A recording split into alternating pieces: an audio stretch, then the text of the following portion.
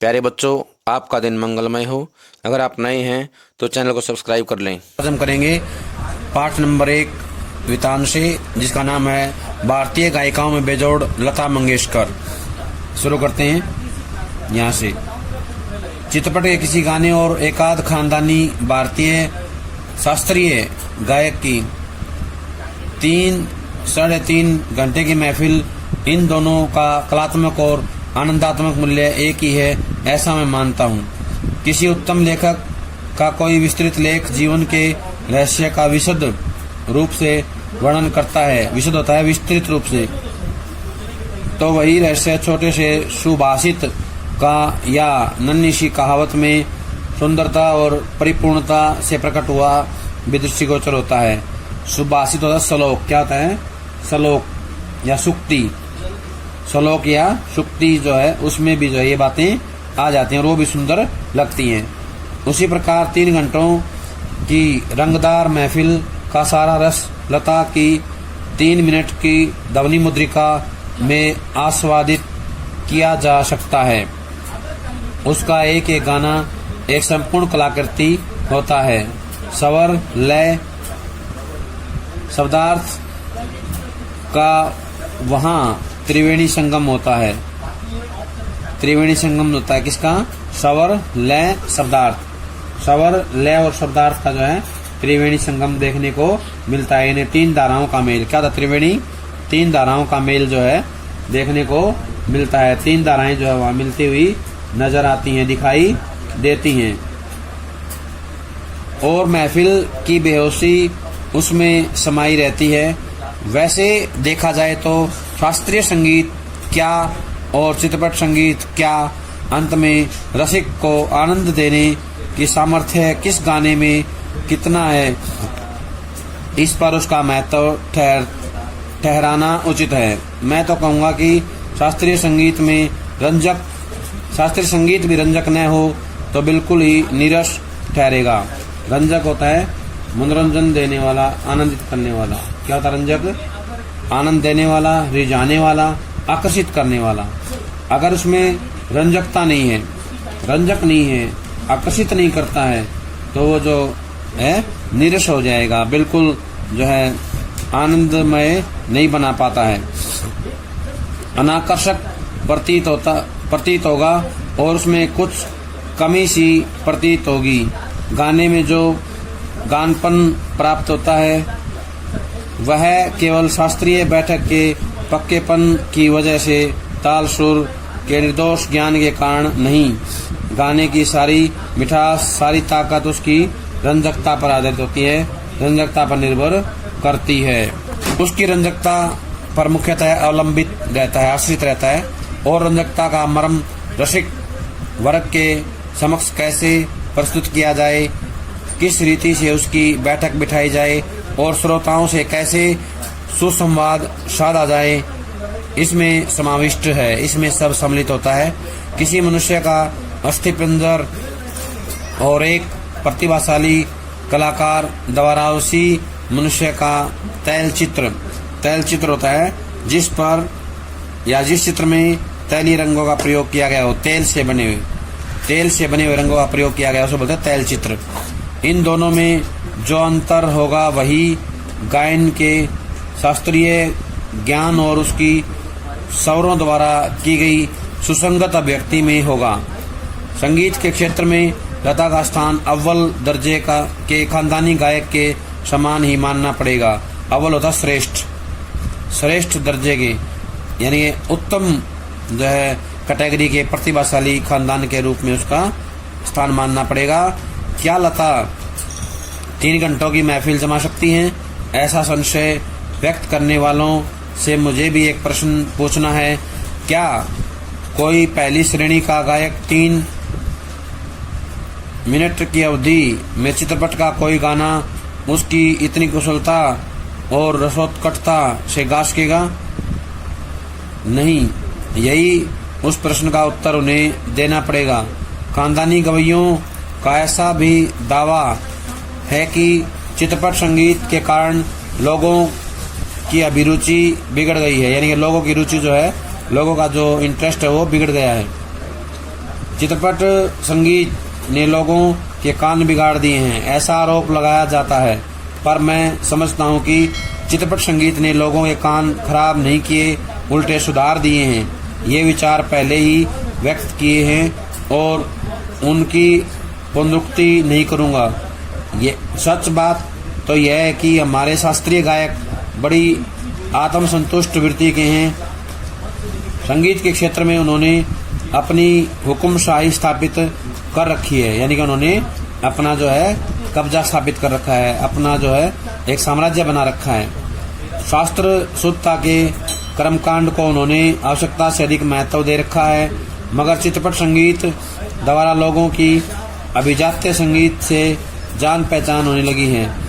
उनकी चिकित्सक और चौकस वृत्ति अब बढ़ती जा रही है, यानी कि इसमें उनका जो है इंटरेस्ट बढ़ता जा रहा है, उनका जो लगाव है वो बढ़ता जा रहा है। उनकी चिकित्सक वृत्ति बढ़ती जा रही है। केवल शास्त्र शुद्ध और नीरस गाना उन्हें नहीं चाहिए, उन्हें तो सुरीला और भावपूर्ण गाना चाहिए, और यह क्रांति चित्रपट संगीत ही लाया है। चित्रपट संगीत समाज की संगीत विषय का अभिरुचि में प्रभावशाली मोड़ लाया है। चित्रपट संगीत की लचकदारी उसका एक और सामर्थ्य है, ऐसा मुझे लगता है। उस संगीत की मान्यताएं, मर्यादाएं, झंझटें सब कुछ निराली हैं। चित्रपट संगीत का तंत्र ही अलग है, यानी कि उनका जो शासन है, उनका जो क्षेत्र है वो अलग है।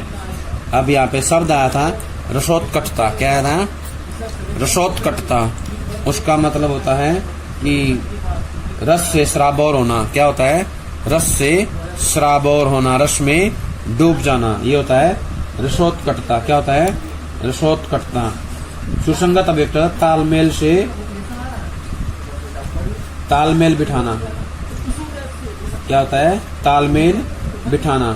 सुसंगत अभिव्यक्ति, तालमेल से युक्त अभिव्यक्ति, यानी कि तालमेल बिठा के जो है अभिव्यक्ति करना, वो होता है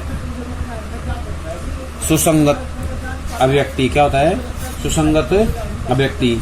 समाविष्ट होता है समाया हुआ। क्या होता है? समाविष्ट, समाया हुआ। समाविष्ट होता है समाया हुआ। अगला है तैल चित्र। बताई दिया था, तैलीय चित्रों का या तैलीय रंगों से बनाया हुआ चित्र। क्या होता है? तैलीय रंगों से बनाया हुआ चित्र। ये थे शब्द कुछ इससे जुड़े हुए, हमें इनको ध्यान रखना है। यहाँ नवनिर्मित की बहुत गुंजाइश है। जैसा शास्त्रीय रागदारी का चित्रपट संगीत दिग्दर्शकों ने उपयोग किया, उसी प्रकार राजस्थानी, पंजाबी, बंगाली प्रदेश के लोकगीतों के भंडार को भी उन्होंने खूब लूटा है। यह हमारे ध्यान में रहना चाहिए। धूप का कौतुक करने वाले पंजाबी लोकगीत रुक्ष, रुक्ष होता है रुखा। क्या होता है? रुखा। और निर्जल यानी जलहीन राजस्थान में पर्जन्य, पर्जन्य होता है बादल। क्या होता है? पर्जन्य, बादल की याद दिलाने वाले गीत पहाड़ों की घाटियों, खोरों में प्रतिध्वनित, प्रतिध्वनित होता है सुनाई देने वाले। क्या होता है? गूंजने वाला। प्रतिध्वनित क्या होता है? गूंजने वाला या सुनाई देने वाला या देने वाले। पहाड़ी गीत ऋतु चक्र समझने वाले, समझाने वाले। ऋतु चक्र होता है ऋतुओं का चक्र, एक ऋतु के बाद दूसरी ऋतु का आना। तो ये ऋतु के आधार पे भी राग गाए जाते हैं। कुछ राग ऋतुओं के अनुसार गाए जाते हैं, जैसे बसंत में राग वसंत, वर्षा में राग मल्हार। राग मल्हार जो है वर्षा ऋतु में गाया जाता है। तो ये जो ऋतु चक्र है रागों के बारे में, ऋतु के आधार पर जो राग गाए जाते हैं उसके दर्शाता है।